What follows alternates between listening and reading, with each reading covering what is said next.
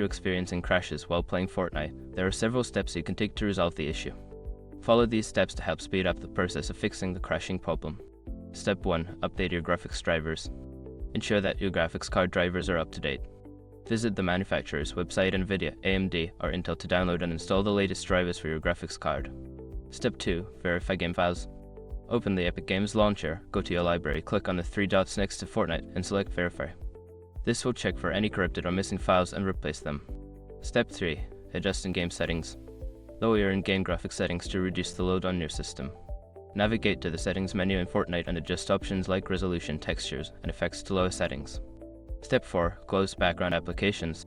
Before launching Fortnite, close any unnecessary background applications that may be using system resources. This includes web browsers, streaming software, and other games. Step 5. Reinstall Fortnite.